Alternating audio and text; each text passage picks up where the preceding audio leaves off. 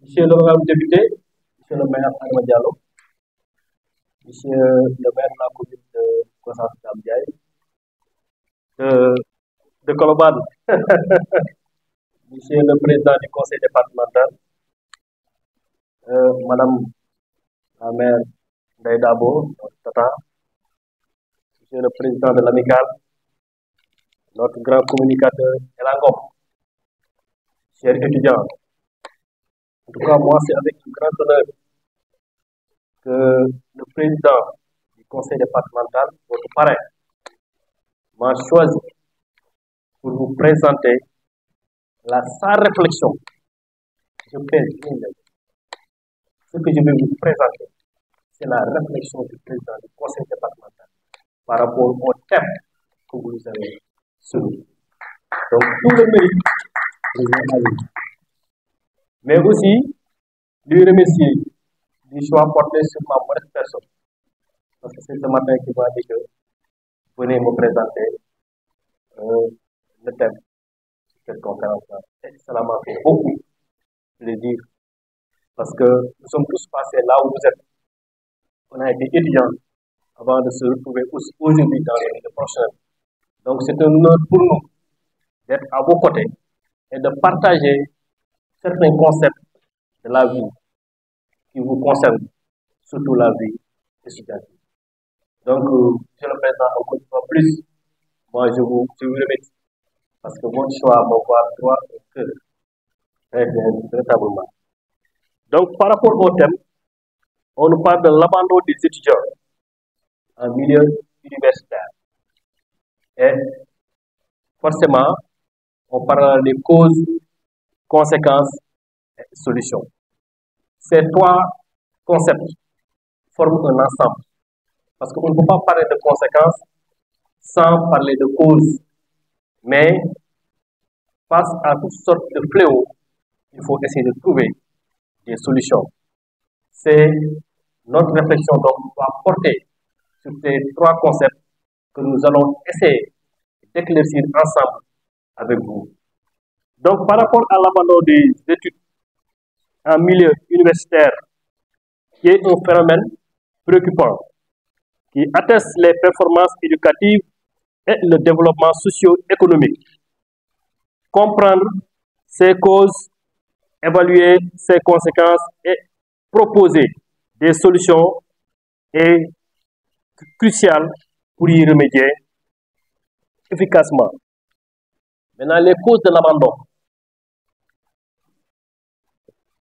Il y a les causes académiques. Ensuite, il y aura les causes socio-psychologiques.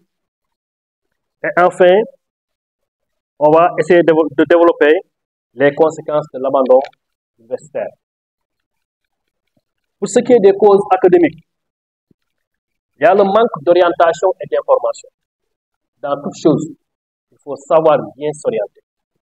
Les étudiants s'inscrivent parfois dans des filières qui ne correspondent pas à leurs aspirations ou compétences. Effectivement, nous le disons tous. D'où l'importance du choix dans l'orientation de l'étudiant. On ne doit pas se dire que je veux faire mathématiques, je veux faire droit parce que c'est mon désir. On doit dire que je veux faire telle filière parce que je me sens être compétent à ce niveau. Difficultés pédagogiques. Les exigences universitaires, comme la méthodologie ou le volume de travail, peuvent être difficiles à gérer. Effectivement, vous vivez vous tous certaines difficultés, mais il y a aussi le volume de travail. Certains étudiants ne vivent pas au niveau de l'enseignement universitaire. Peut-être vous ne vivez pas, mais si vous allez à Dakar, il y a certains étudiants qui quittent la banlieue pour venir à l'université. Ce qui fait que être à l'intérieur dans l'enceinte de l'université va vous faciliter beaucoup de choses, va vous faciliter vraiment les conditions d'apprentissage. Il y a les facteurs économiques, précarité financière, le coût des études, inscription, logement, transport, nourriture, poussent certains à abandonner. Effectivement, beaucoup d'étudiants ont vu que leurs études ont été poursuivies par faute de moyens. Certains n'ont pas un bon logement, d'autres ont même des problèmes financiers pour pouvoir se déplacer correctement, suivre leurs cours dans les universités.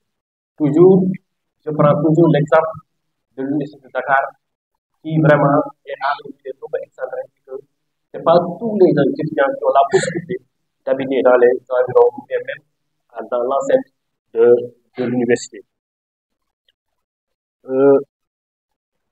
Les facteurs sociaux, psychologiques, isolement social, loin de leur famille, certains étudiants ressentent un profond mal-être. Stress et pression, la gestion de la charge de travail et des attentes pour entraîner une stress psychologique.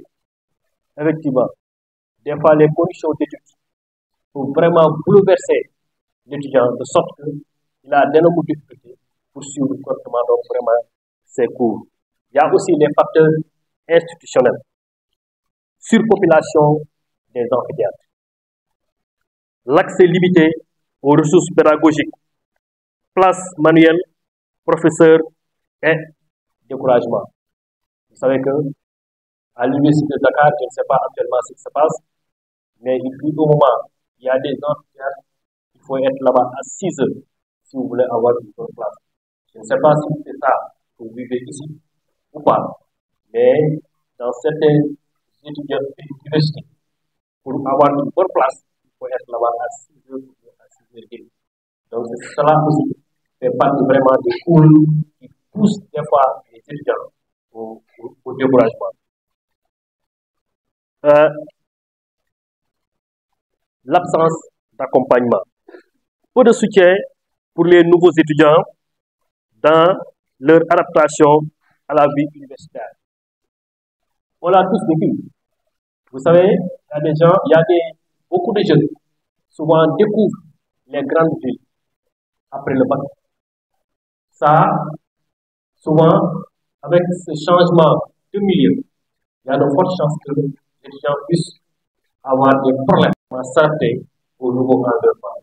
Parce que, aussi, quand on quitte le village pour se retrouver un jour à Dakar, avec le changement des conditions de travail, tu te lèves très tôt, tu es dans les transports en commun, tu es dans un amphithéâtre où, par exemple, il y a 200 ou 300 étudiants.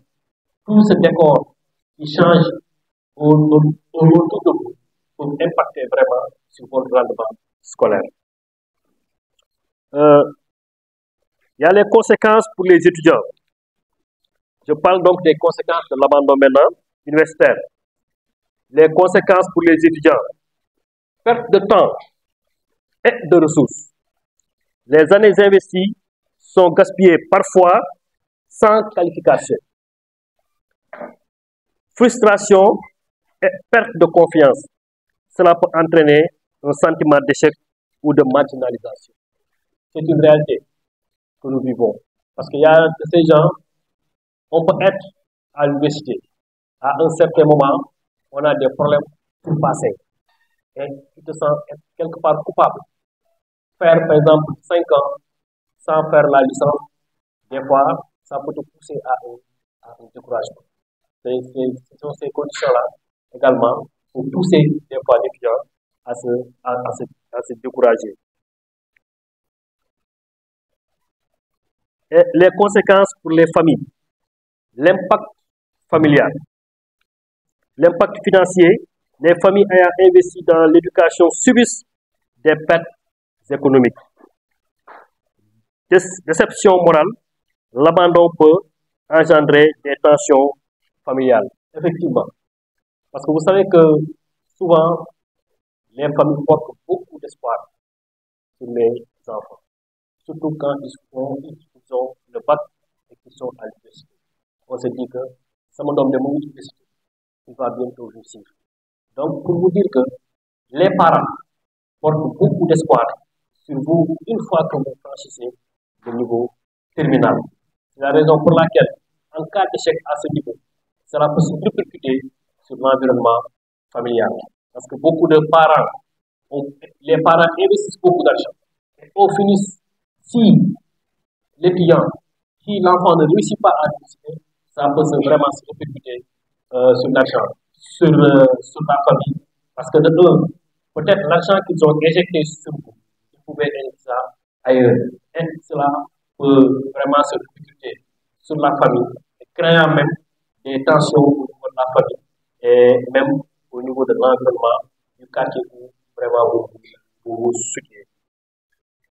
La déception morale, l'abandon peut engendrer des tensions familiales. Il y a aussi, maintenant, il y a les conséquences pour la société. Chômage accru, sous-utilisation des talents. Parce que vous savez que beaucoup d'étudiants n'ont pas eu dans le cursus scolaire la culture de l'entrepreneuriat. C'est la raison pour laquelle, dès qu'ils échouent à l'université, ils sont désorientés. Ils ne savent même plus quoi faire. Certains se disent, mais moi j'ai dépassé même l'âge d'apprendre un métier. D'autres, vraiment, ont des problèmes de dire que moi je suis adulte maintenant, qu'est-ce que je vais faire? J'ai dépassé tel métier, je ne peux plus faire faire cela. Donc, pour vous dire que il faut être conscient qu'une fois que vous êtes au niveau de l'université, vous êtes à un certain niveau, dites-vous que forcément vous devez réussir. La réussite, c'est entre les mains de Dieu. Mais sachez que les 90%, c'est sous votre responsabilité. C'est la raison pour laquelle faites tout que vous pouvez faire pour que l'investissement que vos parents ont fait de vous, ça ne soit pas vain. Vraiment, ça c'est le credo qu'on lance à tout étudiant. Parce que vous êtes l'espoir de demain. Vous êtes également l'espoir de toute votre famille et de tous vos parents, voire même la société. Également, je parlais tout tantôt du sous-utilisation des talents. Parce que il y a des gens qui avaient beaucoup de talent. Mais peut-être c'est les conditions de vie qu'ils avaient à Dakar ou bien dans les universités qui faisaient qu'ils ne pouvaient même pas extérioriser tout le potentiel qu'ils ont en eux. Et qu'au finish, ils ne parviennent pas à s'exprimer ou bien vraiment à se pouvoir dans l'espace universitaire pour pouvoir vraiment obtenir de grands diplômes. Maintenant, les solutions pour limiter l'abandon universitaire. Comme je l'ai dit tantôt, quand il y a un fléau, les gens vont réfléchir pour essayer de faire des mitigations ou bien de trouver des solutions ponctuelles efficaces face à un phénomène. Renforcer l'orientation et l'accompagnement. Parce que vous savez que quand on est mal orienté ou bien quand on est mal accompagné, il y a de fortes chances qu'on échoue. Parce que si on fait de mauvais choix ou bien si on s'oriente mal, il est difficile de trouver vraiment le bout du tunnel. Donc, par rapport à l'orientation, test d'orientation en amont, aider les étudiants à choisir des filières adaptées, tutorat et mentorat, faciliter l'intégration et le suivi des nouveaux inscrits. Je crois que quelque part vous êtes en train de le faire, parce que pour ce qui est de vos journées d'intégration, c'est un moyen d'accompagner vos jeunes qui viennent d'arriver à l'université, de les orienter pour qu'ils maîtrisent au moins l'espace universitaire, mais aussi pour qu'ils puissent savoir là où il faudra orienter leur choix pour donc vraiment leurs études. Ensuite, alléger la pression économique, augmenter les bourses d'études, élaborer des programmes de soutien financier pour les plus démunis, créer des emplois étudiants, permettre aux étudiants de travailler tous en poursuivant leurs études. Ça, c'est une réalité. Vous savez que je crois que l'éducation fait partie des priorités de la politique gouvernementale. Et que qui dit étudiant dit forcément bourse, parce que ce sont les bourses d'études qui vont vous permettre vraiment de prendre en charge tous vos problèmes. Le maire l'a dit, l'étudiant, je crois qu'à 4 ou 3 postes de défense. Je peux les rappeler parce que c'est une phrase que moi j'ai retenue de lui. Parce qu'il me parle souvent quand il parle du système de l'éducation, surtout quand ça touche les étudiants. L'étudiant a besoin du logement, l'étudiant a besoin du transport, l'étudiant a besoin de matériel pédagogique, mais aussi quand il s'agit de se déplacer pour les grands événements, l'étudiant a besoin d'être accompagné. Et pour cela, vos autorités-là les ont compris. Le président du conseil départemental l'a compris. Les maires l'ont également compris. C'est la raison pour laquelle chaque année, vous voyez que les subventions qu'ils vous donnent, ils les augmentent au fur et à mesure. Parce que c'est parce qu'ils ont été étudiants. Ils savent réellement les conditions dans lesquelles vous êtes et qu'ils sont là à vous accompagner chaque année du jour le jour. Vraiment, il faut remercier vos autorités. Parce que ce que le président a dit, que le maire a dit, ou Damal dit, ils ont parfaitement raison. En tout cas, on n'avait pas la chance d'avoir nos élus à nos côtés. Moi, j'ai eu la chance, le jour qu'on crée Correct, j'étais dans la salle, je disais ça au maire, le nom du Correct était sorti de la bouche de l'inspecteur Faux Bouffard. C'est lui qui avait proposé que cette amicale-là, soit dans le domaine coordination des étudiants de Koussas. Un grand intellectuel que nous rendons vraiment hommage. Et à l'époque, nous avons vraiment beaucoup accompagné pour la mise en place de cette structure. Donc, maintenant, par rapport à la économique, comme je l'ai dit, il y a les bourses, il y a l'élaboration des programmes de soutien financier pour les plus démunis, création des emplois étudiants, permettre aux étudiants de travailler tout en poursuivant leurs études. Il y a certains étudiants qui parviennent à le faire, à avoir un boulot quelque part. Peut-être ici, ce n'est pas facile, mais si vous allez en Europe, il y a beaucoup d'étudiants, en plus d'être étudiants, pour les heures creuses, ils sont dans les cafés et autres pour faire donc, du travail, pour pouvoir financer vraiment leurs études. Améliorer les infrastructures et l'environnement académique, développer des infrastructures et loisirs, construire des bibliothèques, réduire les surcharges des classes, mettre en place des services de santé mentale, offrir un soutien psychologique aux étudiants. Effectivement, c'est tout un dispositif d'accompagnement qu'on doit faire au niveau des autorités. Je sais qu'aujourd'hui, au niveau des universités, je sais qu'aujourd'hui, les autorités l'ont compris et ils sont en train d'y travailler et que ce travail est en train également de se matérialiser. Donc, prions pour que les nouvelles autorités puissent augmenter, puissent accompagner davantage les étudiants, mais même les universités, à travers les infrastructures, à travers les logements, les amphithéâtres, les salles télé, mais aussi un recrutement suffisant de professeurs capables de donner correctement les cours au niveau des universités. Mais aussi, comme je l'ai dit, l'accompagnement mental. Il y a beaucoup d'étudiants qui doivent être accompagnés psychologiquement parce qu'il y a les problèmes de surmenage qui arrivent des fois à l'approche des examens et autres. Et pour cela, il y a le repos, mais aussi avoir un spécialiste à côté qui vous accompagne pour vraiment que vous puissiez retrouver correctement toutes vos facultés mentaux. Donc, c'est une priorité pour mieux vraiment aider les étudiants. Rendre les programmes plus flexibles. Effectivement, là aussi, il y a des programmes qui méritent d'être révisés.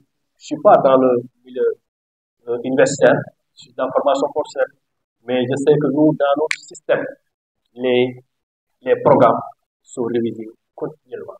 Parce qu'à chaque fois qu'un programme fait 5 à 10 ans, on doit réadapter ce programme vraiment aux nouvelles dispositions. Et maintenant réaménager les cursus, proposer des modules pour aider les étudiants à mieux s'adapter. C'est une réalité. C'est une réalité. Vous savez que actuellement, les universités sont orientées suivant le potentiel économique des localités. Vous savez que, bon, je ne sais pas les modules qui sont développés au niveau de votre université, mais si vous allez dans d'autres universités, vous savez que les modules développés là-bas sont adaptés au potentiel économique. Nous allons vers ce qu'on appelle pôle économique. Et pour ce qui est des pôles économiques, je sais que les universités joueront un grand apport parce que les programmes enseignés vont répondre aux besoins réellement du territoire. Et maintenant, en conclusion, l'abandon universitaire est un problème multifactoriel nécessitant une réponse collective, une meilleure orientation des aides économiques et environnement universitaire plus accueillants peuvent transformer ce défi en opportunité, contribuant à un système éducatif plus inclusif et performant. Voilà, en quelque sorte, ce que je tenais vraiment à partager avec vous. Parce que sur ce document, je ne suis que le présentateur.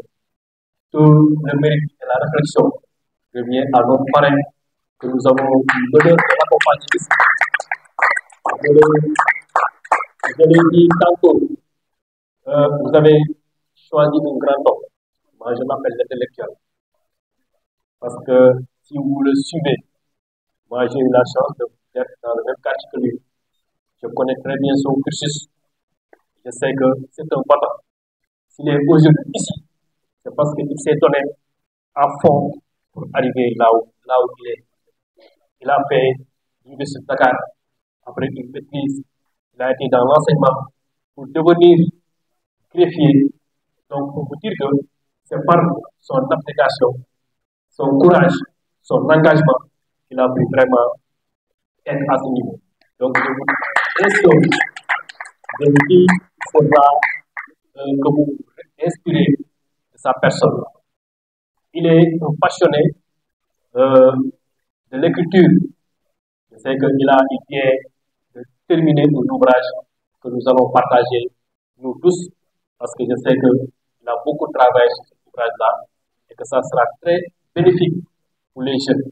Parce que dans cet ouvrage-là, je n'ai pas encore lu, mais vu le titre, je sens qu'il est là pour partager avec nous vraiment son parcours depuis son enfance jusqu'à l'âge adulte, en passant par son milieu professionnel, toute sa carrière, c'est ce qu'il a fait.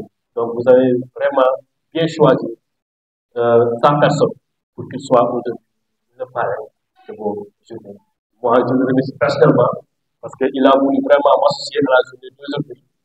Donc c'est un grand honneur pour moi vraiment d'être là, à l'accompagner pour que l'événement puisse vraiment réussir. Merci encore, Président. Merci à l'honorable député, tous ceux qui sont là, mais également aux étudiants. Je vous remercie.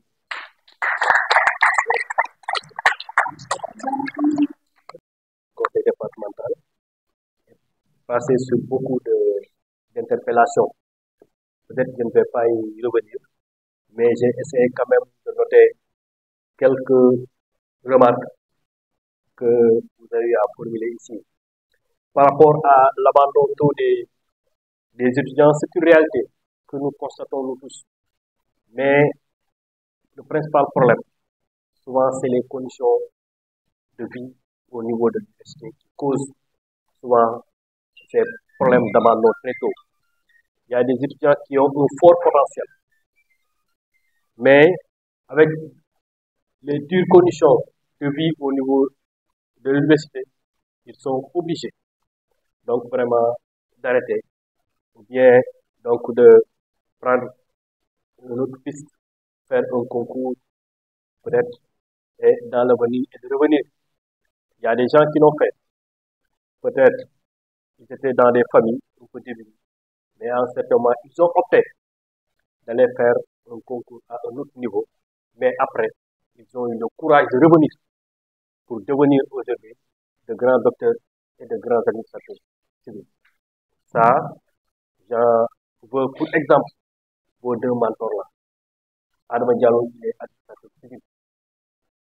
Moussa Kouate, il est greffier. Je vous ai dit que quand il faisait sa maîtrise, il n'était pas à l'université, il était à son poste de travail.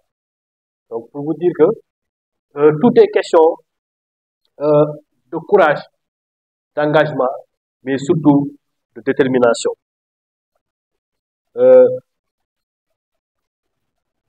Peut-être, excusez-moi là.